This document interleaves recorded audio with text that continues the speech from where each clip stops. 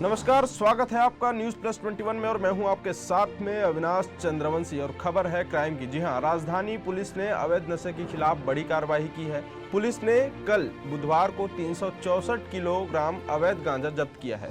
थाना अमानाका रायपुर पुलिस ने 72 पैकेट गांजा, जिसकी वजन जो है 364 किलो है, और इसके साथ एक एम्बुलेंस जिसका वाहन क्रमांक CG04 HD 8385 है।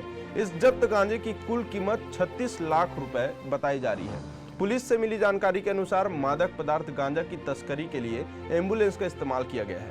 चेकिंग कार्रवाई के दौरान आपको बता दें कि पुलिस को मुखबिर से सूचना प्राप्त हुई थी कि डूमर तालाब चड़क के स्कूल टर्निंग पॉइंट के पास एक एम्बुलेंस खड़ी थी, जिसमें वाहन चालक मिलाकर कुल 4 व्यक्ति उस एम्बुलेंस में थे।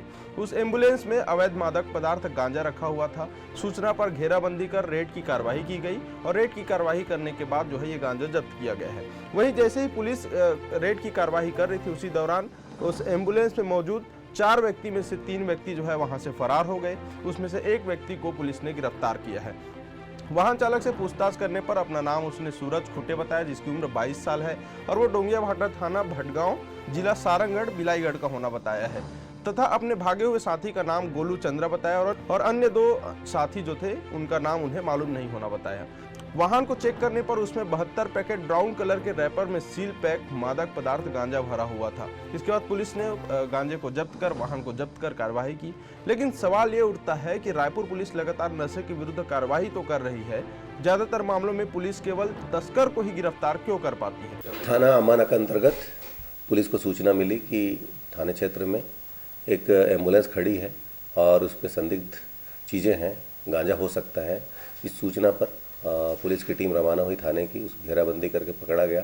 इसमें से 3 आरोपी मौके पर थे, वो फरार हो गए। इसमें एक को पकड़ा गया, पुलिस ने एक को पकड़ लिया, जिसका नाम सूरज खुटे, जो कि भटगांव बिलाईगढ़ क्षेत्र का रहने वाला है। उससे पूछताछ करने पर उसने बताया कि वे उड़ीसा से गांजा लाए थे, अलग अलग ज़िलों से होते हुए, और इसको दूसरे राज्य भेजने की तैयारी थी इनकी और प्लानिंग कर रहे थे। उसी दौरान पुलिस ने रेड किया।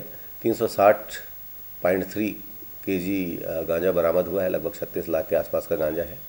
इसमें NDPS एक्ट के तहत कार्रवाई की गई है और ये एम्बुलेंस के संबंध में जांच की जा रही है कि कहाँ का एम्बुलेंस है।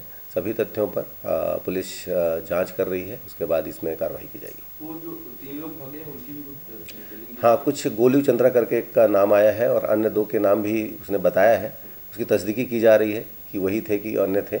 CCTV फुटेज खंगाले जा रहे हैं कि किधर भागे और उस आधार पर इस पर जाँच चल रही है। उड़ीसा से लाना बताया जा रहा है, तो उड़ीसा में किसके पास ये मतलब खरीदी हुई है और कहाँ डिलीवर करने जा रहे थे, इसकी कोई जानकारी? हाँ, वही कि उड़ीसा के अलग अलग जगह से उसमें गांजा खेप डाली गई थी और ये दूसरे राज्य MP के तरफ कहीं ले जाने वाले थे। उसी दौरान पुलिस ने इसमें कार्रवाई की। सर, ये अमाउंट भी बहुत ज़्यादा है, 36 लाख का, तो ये पेमेंट के लेन देन की भी पुलिस जांच करेगी? हाँ, सभी तथ्यों पर पुलिस जांच करेगी कि ये कहाँ ले जा रहे थे, ये पहले भी इनके क्या रिकॉर्ड हैं क्या, और ये एम्बुलेंस किस प्रकार से इसमें यूज़ किया जा रहा है और किस रास्ते से होकर आई है। सभी CCTV फुटेज खंगाल रहे हैं और घटनास्थल का भी खंगाला जा रहा है। निश्चित तौर पर रायपुर पुलिस की ये बड़ी कार्रवाई है, लेकिन इन सब के बीच एक सवाल जो पैदा होता है यह है कि रायपुर पुलिस लगातार नशे के विरुद्ध कार्रवाई कर रही है, लेकिन ज़्यादातर मामलों में पुलिस केवल तस्कर को ही गिरफ्तार कर पाती है। रायपुर पुलिस के शिकंजे में अभी तक तस्कर को अवैध मादक पदार्थ गांजा उपलब्ध कराने वाला या तस्कर किसे मादक पदार्थ सप्लाई कर रहा है, इसकी जानकारी नहीं मिल पाती है, न कभी सामने आई है। इस बारे में जब हमने रायपुर शहर एडिशनल SP लखन पटले से बातचीत की तो उन्होंने कहा कि अभी तक तकनीकी जांच जारी है। जांच के बाद इस घटना में सम्मिलित सभी लोगों पर कार्रवाई होगी, क्योंकि 35-36 लाख रुपए का गांजा जब्त होना, यानी 35-36 लाख रुपए, कौन व्यक्ति है जो उतने भारी रकम का गांजा खरीद रहा है, उसके बाद किससे वो गांजा खरीदा जा रहा है, इसकी भी जानकारी होनी चाहिए, कैसे सप्लाई हो रहा है, ये तमाम जानकारी होनी चाहिए। लेकिन रायपुर पुलिस लगातार जांच कर रही है। अब जांच के बाद इस मामले में कितने लोग सम्मिलित थे, किससे गांजा खरीदा गया और किसके पास सप्लाई होना था, इसकी भी जानकारी आने की उम्मीद है। आगे और इस मामले पर अपडेट के लिए देखते रहे न्यूज़ प्लस 21, आपके हक की बात।